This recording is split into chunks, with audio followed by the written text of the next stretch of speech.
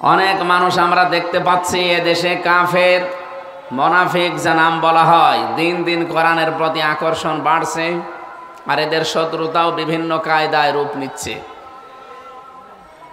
আল্লাহ পাক জানিয়েছেন, ইযা জাআ নাসরুল্লাহি ওয়াল ফাত ওয়া রাআইতান নাসা ইয়াদখুলুনা ফি দীনিল্লাহি আফওয়াজা। যখন আসবে আল্লাহর সাহায্য, তখন আপনি বিজয় দেখতে পাবেন। এই 54 বছর চলছে এই দেশটা স্বাধীন হওয়া, আল্লাহর সাহায্য আমরা পাইনি, এজন্য বিজয়ও দেখতে পাইনি। জুলুমের মাত্রা যখন একেবারে পরিপূর্ণ হয়ে গেছে, আল্লাহ তখন মনে হয় সাহায্য পাঠিয়েছে, আর আমরা বিজয়ও হালকা পাতলা দেখতে পেয়েছি। বিজয় যদি কোনো এলাকায় ইসলামের হয়, তার ভেতরে অন্যতম নিদর্শন এই, আপনি বুঝবেন যে এইটা পেলে বিজয় আসতেছে। ওয়ারাআইতান নাসা ইয়াদখুলুনা ফি দীনিল্লাহি আফওয়াজা, দলে দলে পালে পালে মানুষ ইসলামে প্রবেশ করবে। প্রশ্ন আসতে পারে, এতদিন ইসলামে ছিল না? আরে ভাই, নামে ছিল। 96% মুসলমান এদেশে, আমরা অনেকে নামে আছি। কিসে আছি? নামে। ওই মুসলমানই দেওয়া আছে শুধু, অথবা আদমশুমারিতে আছে, ভোটার আইডি কার্ডে আছে, এই এতটুকু পর্যন্ত ছিল। কিন্তু ইসলাম বুঝে, ইসলাম বোঝার পরে মানুষ ইসলামে দলে দলে পালে পালে আসে, এই নিদর্শন এই 54 বছরে আমরা পাইনি। এখন যেটা দেখতে পাচ্ছি, আপনি আগস্টের 5 তারিখের আগের জরিপ দেখবেন, ইন্টারন্যাশনাল জরিপগুলো, সর্বোচ্চ 100 জনের 15 জন মানুষ চাইতো এ দেশে ইসলাম কায়েম হোক, কোরআনের বিধান চালু হোক। মাত্র 100 জনের 15 জন। অথচ এই 5 মাসের ব্যবধানে এ দেশে এখন 100 জনের 58 জন মানুষ চাচ্ছে এ দেশে কোরআনের বিধান কায়েম হোক। 5 মাসে কি বেড়েছে না কমেছে? কত বেড়েছে আপনি টের পাচ্ছেন? কোরআনের এই আয়াতটা যে 100% সত্য, এটা তার প্রমাণ। দিন যত যাবে আপনি দেখবেন দলে দলে মানুষ ইসলামে আসবে। আন্তর্জাতিক কিছু চাপ আছে, এগুলো যদি আমরা কাটিয়ে উঠতে পারি, আমাদের ঈমান এবং আমলের উপরে ভিত্তি করে, আল্লাহর ওয়াদা, আল্লাহ এই দেশে ইসলাম কায়েম করে দেবে ইনশাআল্লাহ।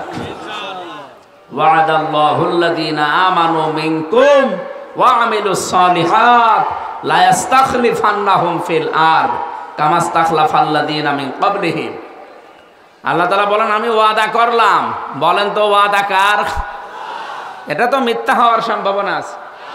হ্যাঁ, আল্লাহ বলেন, ইন্নাল্লাহা লা ইউখলিফুল মিআদ, আমি যদি কোনো ওয়াদা করি কখনো ওটা ভঙ্গ করি না। সরাসরি ওয়াদা করছেন কে? আরো জোরে।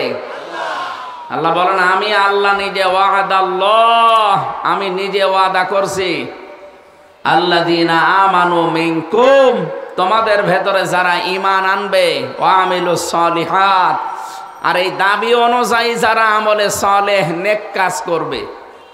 আমি এই যে আকিজ গ্রুপের মাহফিল ছিল কিছুদিন আগে, এখানে আমলে সালেহের প্রতি একটা ছোট্ট ব্যাখ্যা দিয়েছিলাম। আমলে সালেহ বলতে আমরা অনেকেই মনে করি নামাজ, রোজা, দান, সাদগা, দাড়ি রাখা, এগুলো আমলে সালেহ, ভালো কাজ। আরে ভাই, সালেহ শব্দের শাব্দিক অর্থ হচ্ছে যোগ্য। সালেহ মানে কি? এটা কিন্তু রেকর্ড হচ্ছে, সারা দুনিয়ায় যাবে কালকে। এখানে আমার সামনে মাত্র এই 10,000 মানুষ না, এখন 18 কোটি মানুষ আমার সামনে বসে আছে। যশোরের নাম হয়তো এই রূপদিয়া, যশোর হয়তো বাংলাদেশে চেনে, রূপদিয়া অনেকেই চেনে না। কিন্তু কোরআনে কারিমের অনুষ্ঠানের কারণে কালকে তামাম দুনিয়ায় জানবে যে যশোরে রূপদিয়া বলে একটা জায়গা আছে। আল্লাহর কোরআন যেমন প্রচারিত, রূপদিয়াও প্রচারিত হয়ে যাবে ইনশাআল্লাহ। কি বুঝলেন? সালেহ মানে শুধু নামাজ, রোজা, হজ আর যাকাত না, শুধু জিকির আজগার না, নামাজের পরে শুধু মিষ্টি খাওয়া, এটাই সালেহ না। সালেহ মানে যোগ্য। সালেহ মানে কি? যারা ঈমান আনার পরে যোগ্য হয়ে গড়ে উঠবে। আল্লাহ বলেন, আমি ওয়াদা করলাম তাদের সাথে, লা ইস্তাখলিফান্নাহুম ফিল আরদ। লামে তাকিদ নুনে সাকিলা, এখানে আলেম যারা আছে তারা জানে দুইবার গ্যারান্টি দিচ্ছেন। আল্লাহ বলেন, আমি গ্যারান্টি দিয়ে বললাম জমিনের শাসন ক্ষমতা তাদেরকে দিয়ে দেব। কেমন করে দেব? কামাস্তাখলাফাল্লাযীনা মিন ক্বাবলিহিম, তাদের পূর্বে যেমন দিয়েছিলাম এদের মতো করে দেব। তা আমাদের পূর্বে যারা ঈমান এনেছিল, ঈমানের উপরে টিকে ছিল, আপনি তাকান তাদের দিকে। হযরতে জাকারিয়া ঈমানদার না বেঈমান? আরো জোরে বলেন।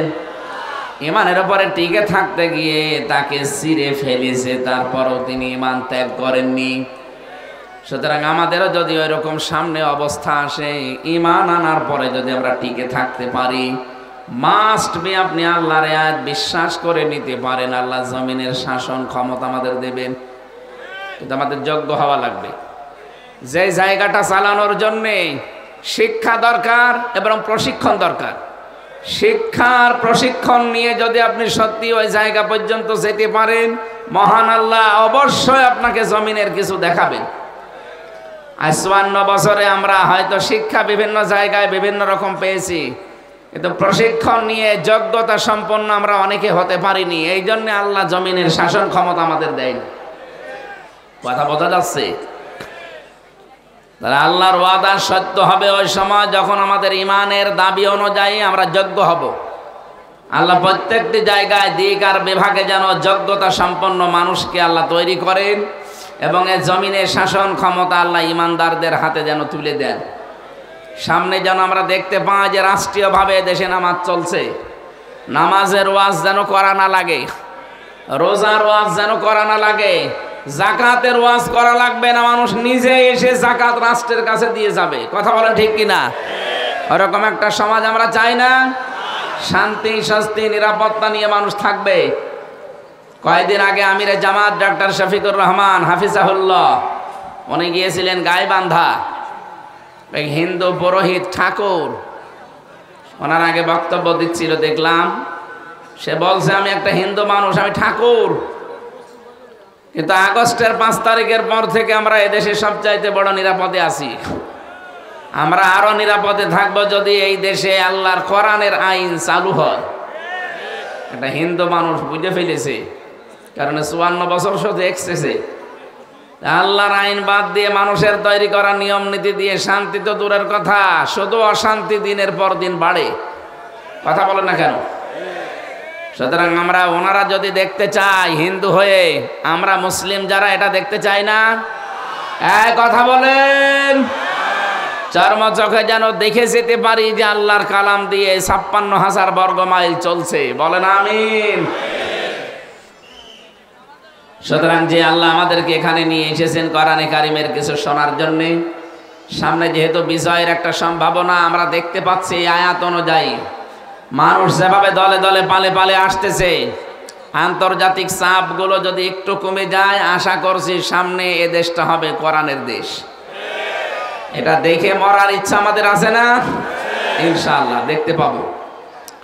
দরুদ আর সালাম পাঠ করছে নবী মুহাম্মদুর রাসূলুল্লাহ সাল্লাল্লাহু আলাইহি ওয়াসাল্লামের প্রতি। নবীজি একবার পাহাড়ের পাদদেশে হঠাৎ ঘুমিয়ে পড়েছিলেন।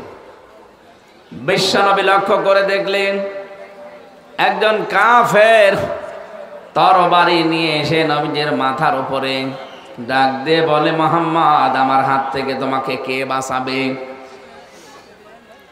নবীজি তার স্বভাব সুলভ কণ্ঠে জবাব দিয়ে দিলেন, আমার আল্লাহ আমাকে বাঁচাবে।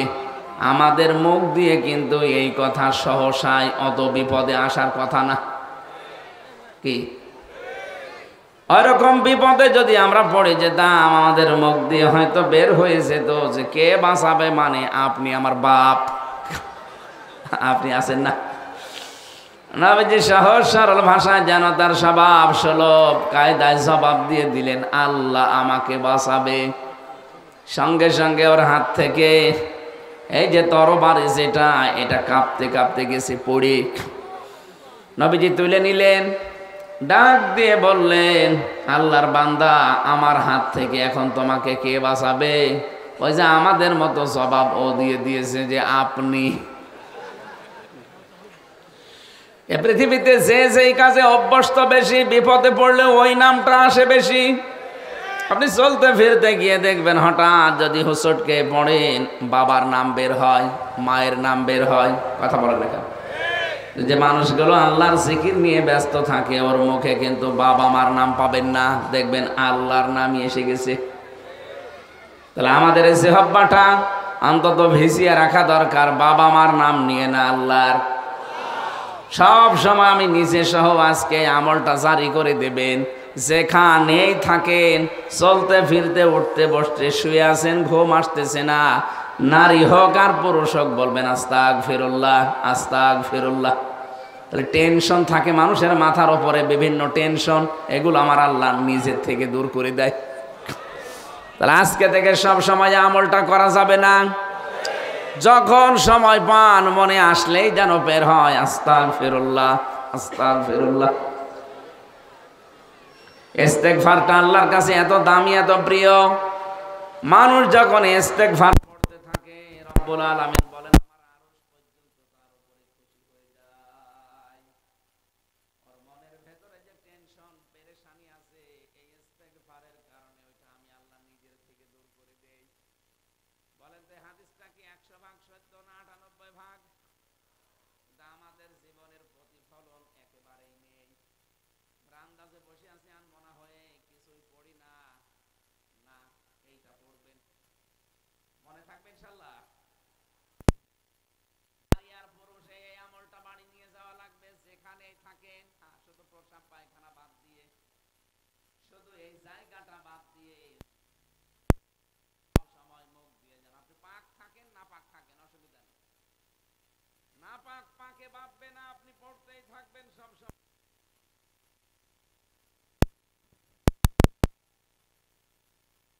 হঠাৎ নবীজি দেখলেন এই কাফের সহ চারিদিকে ঘিরে ফেলেছে, গুনগুন করে আওয়াজ দিচ্ছে। নবীজি ডাক দিয়ে বললেন, মৌমাছিরা আমাদের ডিস্টার্ব করো কেন?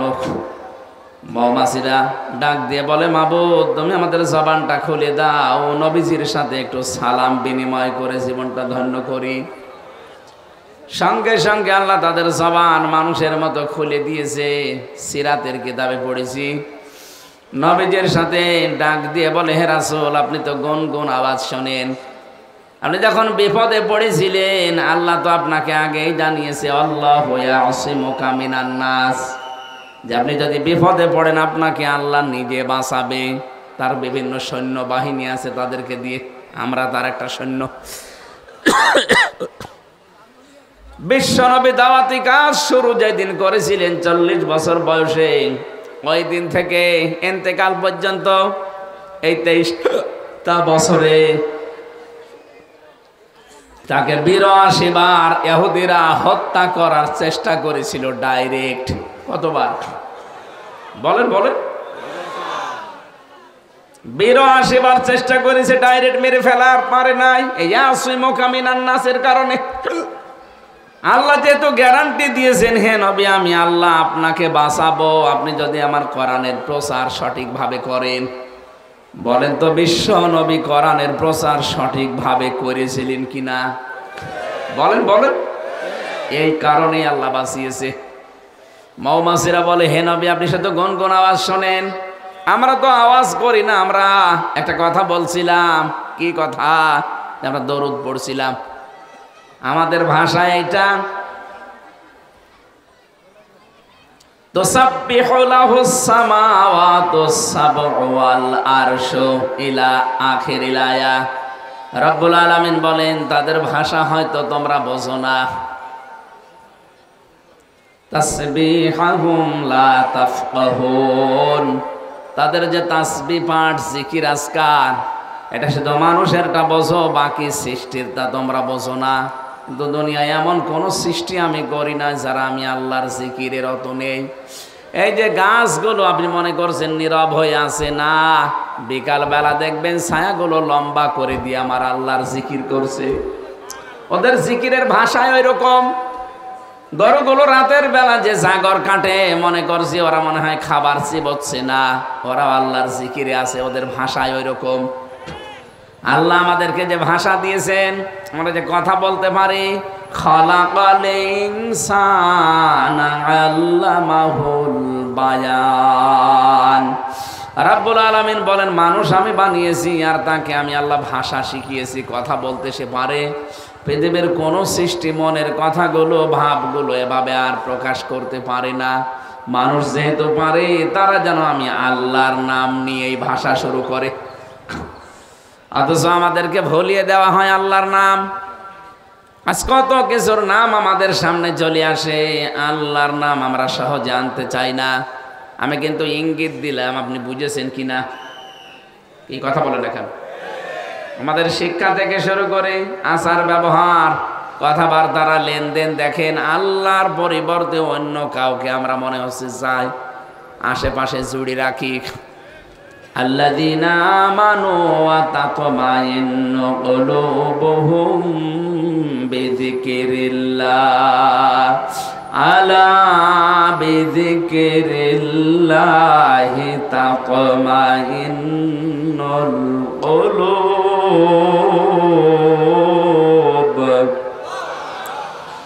আল্লাহ তাআলা বলেন, যারা ঈমান এনেছে এই মানুষগুলোর কাছে আমি আল্লাহর জিকিরে শান্তি আসবে, প্রশান্তি পাবে তারা। মানুষের অন্তর শান্ত করার জন্য একটা নাম আছে পৃথিবীতে, বলেন তো নাম কি? আরো জোরে বলেন।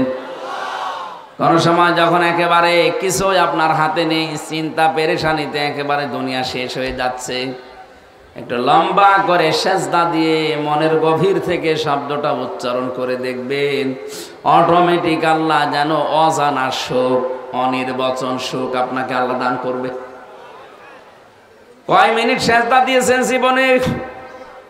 হয়তো 1-1.5 মিনিট, 2 মিনিটে আপনি উঠে পড়েন। এটা লম্বা সেজদা দিয়ে দেখেন তো, আধা ঘন্টা 1 ঘন্টা পরিমাণে আপনি দেখবেন এটা অনির্বচন সুখ পাবেন, যদি আপনার অন্তর পরিষ্কার থাকে। নবীজি ডাক দিয়ে বললেন, মৌমাছিরা দরুদ পড়ছিল, এটা তোমাদের ভাষা। কি কি কারণে দরুদ পড়ছিল এই সময়? আমাদের ডিস্টার্ব হচ্ছে, এত আওয়াজ দাও। বারবার বলছিলাম যে আমাদের ডিস্টার্ব হচ্ছে, তুমি আমাদের ভাষা তো তোমরা বোঝো না, কিসের দরুদ বলো দেখি। এই কঠিন মুহূর্তে তোমাদের দরুদের দরকার কি ছিল? মৌমাছিরা জবাব দিচ্ছে, হে রাসূল, তামাম পৃথিবীতে আমরা বিচরণ করি, যেখানে মধু পাই বিভিন্ন ফলে ফুলে মধুগুলো নিয়ে আসি, কিন্তু আমরা জানি যত জায়গায় আমরা মধু পাই না কেন, পৃথিবীর কোনো ফুল ফলে এই মধু নেই যে মুখ দিলে মধুটা 100 ভাগ পরিপূর্ণ হয়ে যাবে না। সর্বোচ্চ 10% মধু থাকে বিভিন্ন ফুলে ফলে।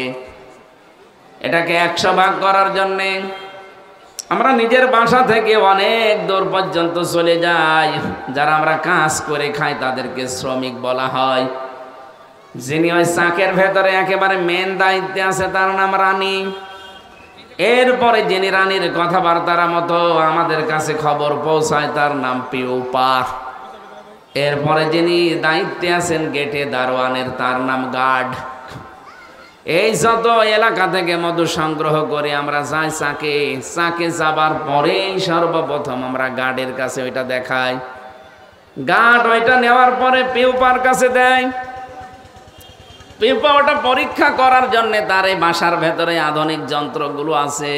আপনারা হয়তো শুধু চাক দেখেন, সূরা নাহাল নামে, মৌমাছি নামে আল্লাহ একটা সূরা নাজিল করেছেন, ওর ব্যাখ্যা এগুলো লেখা আছে। ছোট্ট ছোট্ট ওই ঘরের ভেতরে এত যন্ত্রপাতি আছে, সারা পৃথিবীর যেখান থেকেই মুখে করে মধু নিয়ে যাক, সঙ্গে সঙ্গে মধুটা আগে ওই পিউপার কাছে দেওয়া হয়। গার্ড নিয়ে পিউপার কাছে দিয়ে পরীক্ষা নিরীক্ষা করে যদি দেখে যে দিয়ে গেল তার শরীরের কোনো জায়গায় নাপাক লেগে আছে, সঙ্গে সঙ্গে ওকে ধরে পানিশমেন্ট দেবে। রানীর কাছে ডাক দিয়ে বলবে, রানী, আপনার এই শ্রমিক হয়তো কাজ করতে গিয়ে, মধু সংগ্রহ করতে গিয়ে নিয়ে এসেছে মধু, এই যে আমি পরীক্ষা করে মাত্র 10 ভাগ মধু পেয়েছি, কিন্তু আশ্চর্যের বিষয় এর শরীরের কোন জায়গায় একটু নাপাক লেগে আছে। হ্যাঁ, এখানে শিক্ষা আছে। মৌমাছি ডাক দিয়ে বলছে, যেগুলো মানে শ্রমিক যেগুলো কাজ করে খায় তারা, যে আমরা নিয়ে এসেছিলাম হয়তো এখান থেকে 20 কিলোমিটার দূর থেকে, এমন একটা জায়গায় আমরা বসেছিলাম যে জায়গায় নাপাক ছিল, আমরা টের পাইনি। পেফা যদি পরীক্ষা করে দেখে যে এর ভেতরে নাপাক ছিল, সঙ্গে সঙ্গে রানীর কাছে পৌঁছিয়ে দেয়। রানী আদেশ দিয়ে দেয় ওর আর বেঁচে থাকা আর কোনো অধিকার নেই, ওকে মেরে ফেলো। ওই সময় তাকে চাকের ভেতরে মেরে ফেলা হয়। তাফসিরে মুফাসসিরিন ইকরাম লিখেছেন কেন, জবাব দিয়েছেন তারা নিজেরাই। প্রথম কারণে মধুটা তামাম পৃথিবীতে বান্দা বান্দীদের জন্য আল্লাহ শেফা হিসাবে দিয়েছেন। সুম্মা কুলি মিন কুল্লিস সামারাত, আল্লাহ পাক বলেন যত ফল মাকড় আছে, ফল ফুল আছে, এখান থেকে এরা খেয়ে খেয়ে এগুলো নিয়ে আসে। শিফাউল লিন্নাস, মানুষের এগুলো রোগ মুক্তির কারণ হিসাবে আল্লাহ ব্যবহার করেন। যেহেতু মানুষের এই মুখটাকে আমার আল্লাহ জন্মের শুরু থেকে, একেবারে জন্মের শুরু থেকে মায়ের পেট থেকে বের করা পর্যন্ত মুখটাকে পবিত্র রেখে দিয়েছিলেন, না পাক করেন নাই। এই এদিকে তাকান, জন্মের শুরু থেকে একেবারে সেই বীর্য, ওখান থেকে আপনাকে মায়ের পেট থেকে আল্লাহ যখন বের করে দিয়েছে, এর আগ পর্যন্ত আপনার মুখে কোনো নাপাক আল্লাহ লাগতে দেয়নি। বলে না কেন? বিজ্ঞান প্রমাণ করেছে যদি ক্ষুধা লাগে সঙ্গে সঙ্গে মায়ের রক্ত আল্লাহ বন্ধ করে দেয় মাসিক। এই নাভির সাথে নাভির তার জুড়ে দিয়ে নাপাক রক্ত পেট দিয়ে নাভি দিয়ে খাওয়ায়, তারপরও মুখে লাগায় না। আল্লাহ বোঝাতে চেয়েছে বান্দা মুখটা পবিত্র রেখে দিলাম এই কারণে, দুনিয়া যেন কোনো নাপাক জিনিসে মুখ দিয়ে দিবা না। বলেন তো শুধু পায়খানা এটাই নাপাক? বলেন, হারাম সম্পদ উপার্জন করে ওটা দিয়ে ইলিশ মাছ কিনে খেলে ওইটাও পায়খানার মতো নাপাক। এদেশে তো এরকম মানুষ নেই। ও মনে করছে আমি ইলিশ মাছ খেলাম, অথচ ওটা এতিমের টাকা আত্মসাৎ করা। সম্মানিত মা বোন যারা এসেছেন, আপনাদের মাঝখানে আমি 1 মিনিট কথা বলছি, আপনার শক্ত হবেন আজকে থেকে। যার স্বামী, যার বাবা, যার গার্জিয়ান বৈধ বাদ দিয়ে অবৈধ কোনো ইনকামে পা বাড়াবে, আপনি তাকে শক্ত করে ধরে শিক্ষা দেবেন, বলবেন দেখো তোমার যতটুকু ইনকাম আছে তুমি নিজেও দোয়া করো আমাদের জন্য, আমরাও করেছি, এতটুকু নিয়ে আমরা যেন সন্তুষ্ট থাকতে পারি। তাই বলে তুমি হারাম ইনকাম করে 10,000 টাকা তোমার বেতন, প্রতি মাসে 50,000 টাকা তুমি নিয়ে আসো। কোথা থেকে নিয়ে আসো আমরা জানি না, যেখান থেকে এই টাকা নিয়ে আসো না কেন, তোমার হারাম ইনকাম দিয়ে তৃপ্তি সহকারে যদি খাবার পর পেটে সন্তান আসে, ওই সন্তান আমি 10 মাস 10 দিন পেটে ধারণ করার পরে দুনিয়ার মুখ দেখাবো। তুমি কি জানো একটা সন্তান পৃথিবীতে আনতে কত কষ্ট মায়ের সহ্য করা লাগে? বিজ্ঞান জানিয়েছে মায়ের কষ্ট হয় সন্তান পেট থেকে বের করার সময় 57 ইউনিট। পৃথিবীতে যত বিষয় পাবেন প্রতিটি বিষয় পরিমাপ করার জন্য একটা যন্ত্র পাবেন। এই যে স্টেজটাকে যদি বলে এটা মেপে দেন, এটা মাপ দেওয়ার যন্ত্র আছে না? বলেন, এটা মাপতে হলে ফিতা লাগে, গজ লাগে, কি? এই যে জমিনটাকেও যদি মাপতে বলে এই জমিটা মেপে দেন, এর জন্য চেন আছে, ফিতা আছে। এখন যদি বলেন এই যে এইটা আপনি দাড়ি পাল্লায় তুলে দেন, মাপতে পারবেন? পৃথিবীর প্রতিটি জিনিস পরিমাপ করার যেহেতু যন্ত্র আছে, বিজ্ঞান মানুষের কষ্ট পরিমাপ করার জন্য একটা যন্ত্র বের করেছে, তার নাম, ওটা ইউনিট দিয়ে মাপা হয়।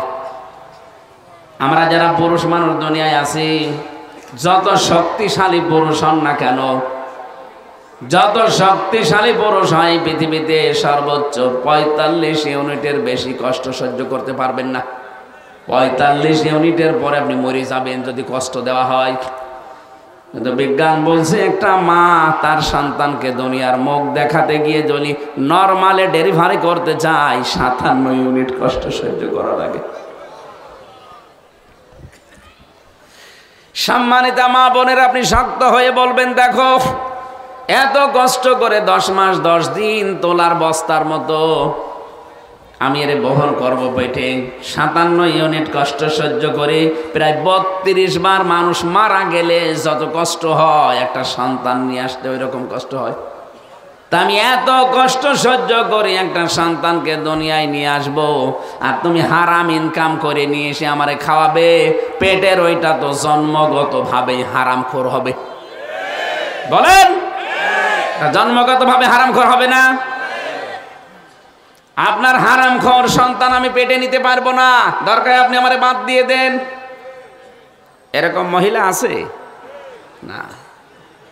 ওরা আর উদ্বুদ্ধ করে যে জলেখার বাবা তোমার মতো চাকরি করে, তার বাম হাতের ইনকাম দেখো না, তুমি ছাতা কি করো, তোমার কি বাম হাত নেই?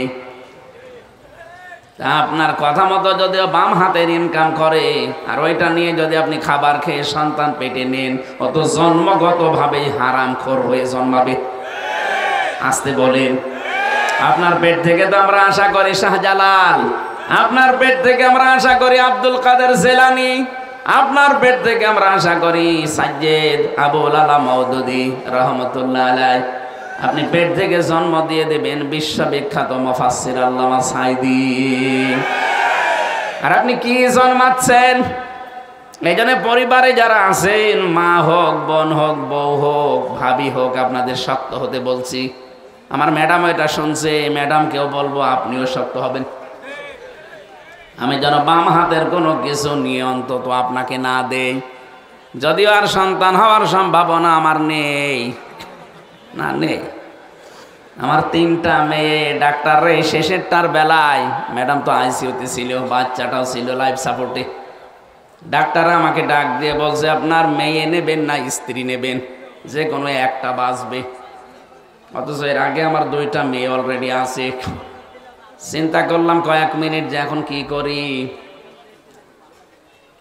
মেয়ে যদি বাঁচাতে চায়, বউ যদি মরে যায়, ছাতা বুঝিয়ে নেয় আর একটা করা যাবে, কিন্তু এদের এই 3জনকে এখন দেখবে কি?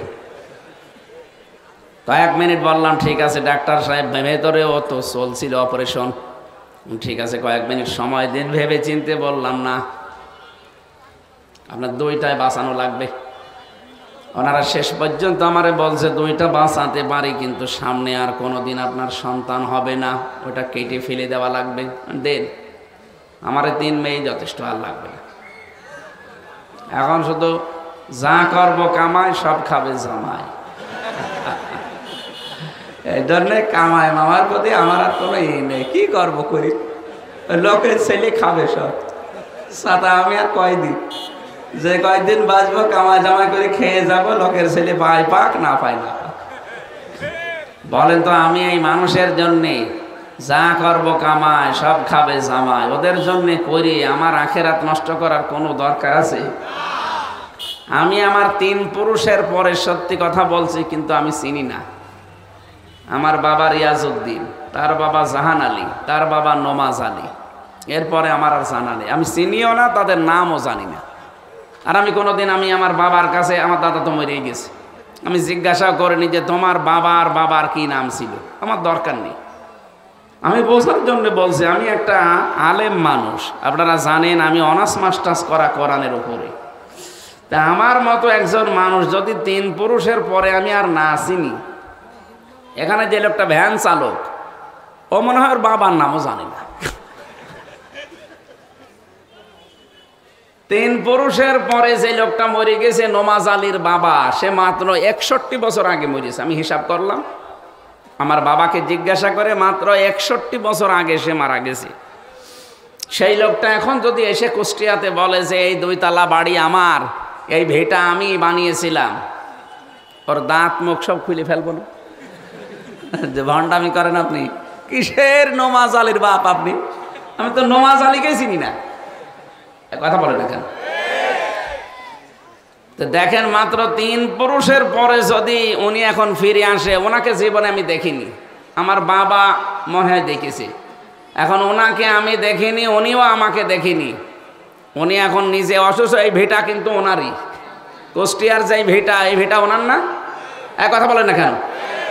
এইটার জন্য উনি ডান হাত বাম হাত দেখেনি, কত কষ্ট স্বীকার করে বিশাল সাম্রাজ্য বানিয়ে রেখে গেল।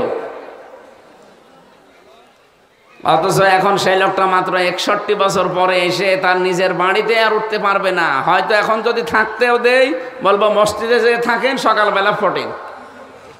এই হচ্ছে দুনিয়াতে। এদের জন্য আমার বিশাল আখেরাত আমি নষ্ট করব, এটা আমার জন্য বললাম। নারী হোক আর পুরুষ হোক, প্রত্যেকের জন্যে। সম্মানিত মা বোনেরা, আপনি শক্ত হবেন, বলবেন যে না, কোনো হারামখোর আমি পেটে নিয়ে ঘুরতে পারবো না। জন্মগত ভাবে হারামখোর হবে, ওর কাছে আমি সামনে কি আশা করব? সুতরাং যদি এগুলো বন্ধ না করো, আমারে বাদ দিয়ে দাও, আমি অন্য জায়গায় সংসার করব। কথা বলেন না কেন? যশোরবাসী, যেহেতু খুলনা বিভাগে আমারও বাড়ি, সারা বাংলাদেশের 64 জেলার চাইতে এই বিভাগের মানুষগুলোকে এমনি মানুষ হিসাবে স্বাভাবিকভাবে ভালোবাসি বেশি। সেই হিসাবে বড় দরদ নিয়ে বলছি মা বোনদেরকেও, আপনি আমার হয়তো মা হবেন, বোন হবেন, ভাবি হবেন, ফুফু হবেন, এরকমই কিছু হবেন। বউ তো আর বলা যাচ্ছে না, বউ যা আছে ওই একটাই শেষ। তো এই হিসাবে বলছে আপনাদেরকে আমি আপন মনে করি, সত্যি কথা শোনাচ্ছি, কেউ কারো না। যার জন্য যা করে যাচ্ছেন সত্যি, কিন্তু এই আমার মতো 3 পুরুষের পরে আর চিনবে না। সুতরাং আমার বিশাল জীবন পড়ে আছে, জীবনটা যেন আমি নষ্ট করে না ফেলি। কোরআনের সামারাইজ বক্তব্য কিন্তু এইটাই, ওয়ামাল হায়াতুদ দুনিয়া ইল্লা মাতাউল গুরুর। বলেন আল্লাহু আকবার। রাব্বুল আলামিন জানিয়েছেন, হে পৃথিবীর মানুষেরা, বারবার আয়াতটা আমি কোরআনে পেয়েছি, দুনিয়ার জীবন কিন্তু ধোঁকা। কে বলছে? বলেন বলেন।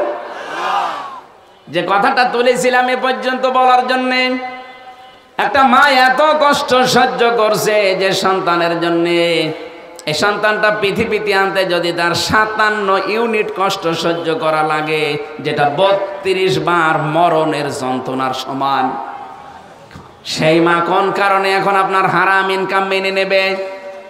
এই জন্য আমরা যারা পুরুষ মানুষ আছি, আমাদেরও হেফাজত হওয়া লাগবে। এই মুহূর্তে আমাদের সংশোধনের সময়।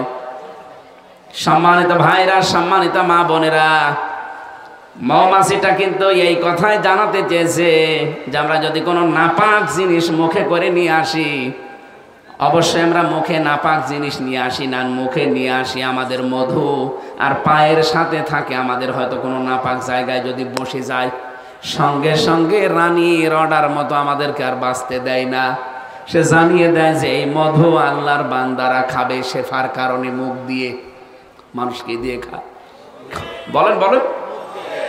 তাদের শেফার কারণে আল্লাহ মুখ দিয়ে খাওয়ানোর ব্যবস্থা করেছে। এই মধু আমাদের মাধ্যমে এটা উপার্জন হয়, ব্যবস্থা হয়।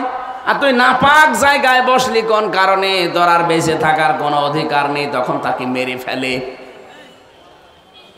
তখন মৌমাছিরা নবীজি গান জানিয়েছিল, হে রাসূল, আপনাকে আমি আশ্চর্য একটা কথা শোনাই। আমরা যে গুনগুন করছিলাম, কেন জানেন? এই মনে আছে আপনাদের কেন গুনগুন করছিলাম আপনারা জানেন?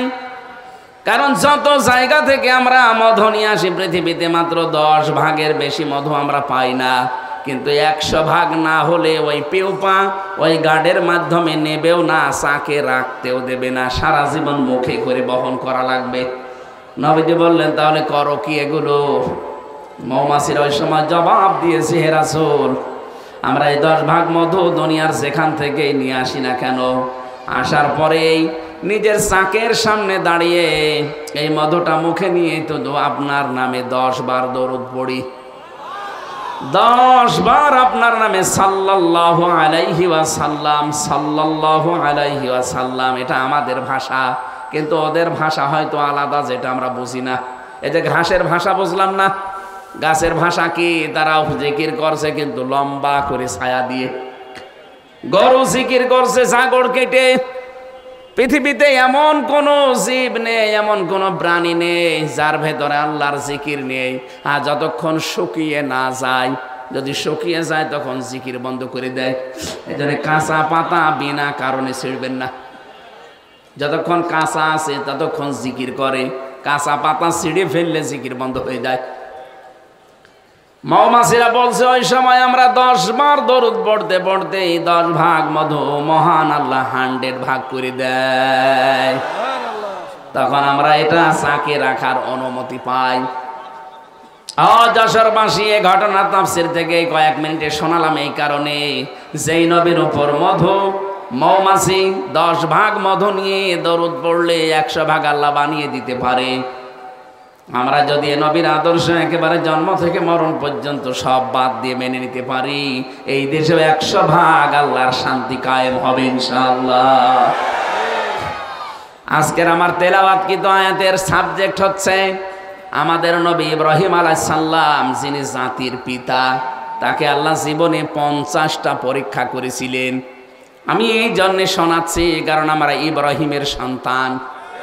কথা বলেন না কেন? আমাদের জাতি হিসাবে মুসলিম জাতির পিতাকে আরো জোরে, পিতা যদি 50টা পরীক্ষা দেয়, সন্তানের উপর তো অন্তত 5টা পরীক্ষা আসবে, আসবে না? 50টা পরীক্ষা তিনি দিয়েছিলেন। সূরা বাকারা 124 নম্বর আয়াতে আল্লাহ দলিল দিচ্ছেন, ওয়াইযিবতালা ইব্রাহিমা রাব্বুহু বিকালিমাতিন ফাআতাম্মাহুন্না। স্মরণ করো হে নবী আপনি ওই সময়ের কথা যখন আমার নবী ইব্রাহিমকে আমি কয়েকটা কালেমার দ্বারা পরীক্ষা করেছিলাম। এখানে কালেমা মানে কয়েকটা বিষয়। যতগুলো বিষয় পরীক্ষা তাকে করেছি, আমার ইব্রাহিম প্রতিটি পরীক্ষায় পাশ করেছে। জোরে বলেন আল্লাহু আকবার। আমরা এমন বাবার সন্তান যে বাবার সন্তানদের জীবনে কোনো ফেল নেই। কথা বলেন না কেন? সুতরাং সামনে যত কঠিন পরিস্থিতি আসুক, ইব্রাহিমকে যারা জাতির পিতা মেনে নিয়েছেন, দুনিয়ায় একদিকে চলে যাবে যেন ফেল না হয়। সেই সময় কিন্তু সামনে আসতে পারে। এই কথা বলেন। উনি 50টা পরীক্ষা দিলেন, আমাদের 10টাও যদি না হয় তো কেমন সন্তান আমরা? আল্লাহ পাক বলেন, ক্বালা ইন্নী জাইলুকা লিন-নাসি ইমামা। হযরত ইব্রাহিম যখন প্রতিটি পরীক্ষায় পাশ করেছে, আমি আল্লাহ খুশি হয়ে তাকে জাতির ইমাম বানিয়ে দিলাম। এখানে জাতি মানে শুধু মুসলমান না, লিন-নাসি ইমামা, মানুষ পদবাচ্চে যারা বিবেচিত সবার জন্য আমি আল্লাহ তাকে নেতা বানিয়ে দিলাম। হযরত ইব্রাহিম ওই সময় প্রশ্ন করে, এই রাজনীতির গন্ধ না খুঁজে আপনি কোরআন থেকে মিলান। ওই সময় হযরত ইব্রাহিম প্রশ্ন করেছিলেন, ক্বালা ওয়া মিন যুররিয়াতি। হে আল্লাহ, এই যে নেতৃত্ব দেওয়া, রাজনীতি করা, এটা কি শুধু আমি একাই পেলাম, নাকি আমার উম্মত যারা হবে, আমার সন্তানাদি যারা দুনিয়ায় আসবে কিয়ামত পর্যন্ত, তারাও কি এই দায়িত্ব নিতে পারবে? আল্লাহ পরের শব্দে সাফ জবাব দিয়েছেন, ক্বালা লা ইয়ানালু আহদিজ জালিমিন। ইয়ানালু এটা মোজারে, বর্তমান ভবিষ্যৎ, প্রেজেন্ট ফিউচার। আল্লাহ বলেন, ইব্রাহিম সাফ কথা, আমার তোমার সন্তান আদি কিয়ামত পর্যন্ত যারা আসবে দুনিয়ায়, তারাও নেতৃত্ব দিতে পারবে, তারা নেতা হতে পারবে, তারা জনগণের উপরে দায়িত্বশীল হতে পারবে, কিন্তু যারা জালেম তাদের জন্য আমার কোনো অঙ্গীকার নেই। এই আয়াত দিয়ে প্রমাণ হয়, আমি যত তাফসীর পড়েছি সব মুফাসসির বলেছেন জালেমদের জন্য রাজনীতি করা হারাম। অথচ বড় বড় জালেম ছিল রাজনীতিবিদ এই দেশে। বলেন, যে যত বেশি জনগণের উপরে জুলুম করেছে সে তত বড় দায়িত্ব পেয়েছে। আগামীতে এইটা আর হবে না। এই কথা বলেন না কেন? আগামীতে এই সুযোগ আর পাবেন না। আমেরিকার সিস্টেমে নির্বাচন হচ্ছে বাংলাদেশের সামনে, যে যতটুকু সংখ্যা গরিষ্ঠতা পাবে সে সংসদে অতটুকু কথা বলতে পারবে। তখন একা একার মস্তানি করার সব আপনার মিটে যাবে। আমেরিকার কিন্তু সিস্টেম এইটা। আমি বিশ্বের বহু দেশে ছোট বয়সে গিয়েছি, সিঙ্গাপুর, মালয়েশিয়া, থাইল্যান্ড, ইন্দোনেশিয়া, এরপরে মালদ্বীপ, বাহরাইন, সৌদি আরব, ভারত, যতগুলো রাষ্ট্র ঘুরলাম, এই দেশের মতো এত নোংরা রাজনীতি আমি পাইনি। কত দিন সেখানে থাকতাম, 1 মাস, 1.5 মাস, 2 মাস করে ঘুরে আসতাম। কই এত নোংরা রাজনীতি তো ওই সমস্ত দেশে আমি পেলাম না। আমাদের দেশটাও মডেল হয়ে দাঁড়াবে। আমেরিকায় যেটা চলছে ওটা আমার মনে হয় সামনে চলে আসতেছে।